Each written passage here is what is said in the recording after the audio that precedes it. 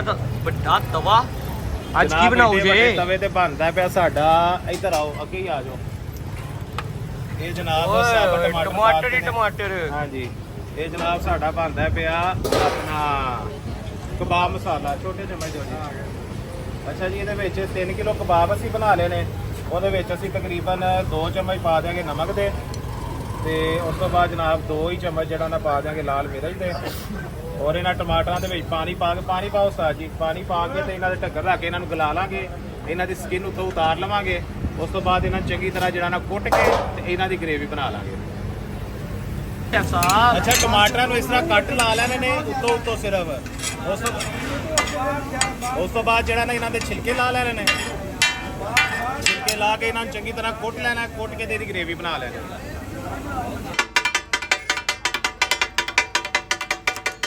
ਟਮਾਟਰਾਂ ਨੂੰ ਚੰਗੀ ਤਰ੍ਹਾਂ ਚੋਪ ਕਰ ਲਵਾਂਗੇ। ਉਸ ਤੋਂ ਬਾਅਦ ਜਿਹੜਾ ਵਾ ਨਾ ਬਾਕੀ ਦੀ ਗ੍ਰੇਵੀ ਨੂੰ ਫਾਈਨਲ ਕਰਾਂਗੇ।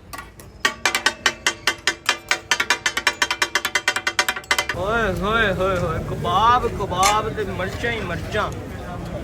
शेफ साहब क्या कहना चाहेंगे आप? कबाब जनाब अपना, हाँ जी, कबाब ਜਿਹੜਾ ਪਾਤੇ ਨੇ 3 ਕਿਲੋ ਕਬਾਬ, 2 ਕਿਲੋ ਟਮਾਟਰ ਸਾਨੂੰ ਤੇ ਛਿਲਕੇ ਲਾਤੇ ਨੇ, ਗ੍ਰੇਵੀ ਕੁੱਟ ਲਈ ਸੀ। ਹੁਣ ਕਬਾਬ ਪਾਤੇ ਨੇ, ਹੁਣ ਇਹਨਾਂ ਨੂੰ ਜਿਹੜਾ ਨਾ ਦਮ ਲਾਵਾਂਗੇ। ਔਰ ਇਹ ਤਕਰੀਬਨ ਜਿਹੜਾ ਨਾ ਸਾਡਾ ਸਮਝ ਲਓ ਕਿ 90% ਤੱਕ ਤਿਆਰ ਹੈ। ਬਾਕੀ ਇਨਸ਼ਾਅੱਲਾ ਤਾਲਾ ਤਿਆਰ ਹੁੰਦਾ ਤੇ ਤੁਹਾਨੂੰ ਵਿਖਾਣਾ। ਓਏ ਹੋਏ ਹੋਏ, ਠੀਕ ਹੈ, ਇਹ ਤਾਂ ਬਦੋ ਬਦੀ ਵਾਲਾ ਬਣਾਤਾ ਜੇ ਤੁਸੀਂ ਅੱਜ ਫਿਰ। ਇਹ ਜਨਾਬ ਬਿਹਤਰੀਨ ਇਹਦੀ ਜਿਹੜਾ ਨਾ ਬਣਾਈ ਕਰਾਂਗੇ। ਉਸ ਤੋਂ ਬਾਅਦ ਇਹ ਕਰੀਮ ਤੇ ਸਾਈ ਕੀ ਲਾਵਾਂਗੇ? ਦਹੀਂ। ਕਦੋਂ ਤੱਕ ਰੈਡੀ ਹੋ ਜਾਏਗਾ? ਬਸ ਇਹ ਰੈਡੀ ਹੈ। ਸ਼ੈਫ ਸਾਹਿਬ ਨੇ ਤਾਂ ਅੱਜ ਰਸ਼ ਹੀ ਲਾਤਾ।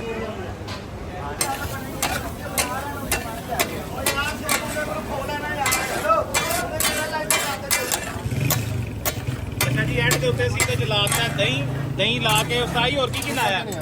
ਸੁੱਕਾ ਧਨੀਆ ਲਾਇਆ ਜਨਾਬ। ਤੇ ਇਹਨੂੰ ਜਨਾਬ ਅਸੀਂ ਕਰਤਾ ਫਾਈਨਲ। ਇਹਦੀ ਬਣਾਈ ਕਰ ਲਾਂਗੇ ਦਹੀਂ ਦੀ ਅੱਛੀ ਤਰ੍ਹਾਂ, ਤੇ ਤੁਹਾਡਾ ਕਬਾਬ ਮਸਾਲਾ ਫਾਈਨਲ ਹੈ।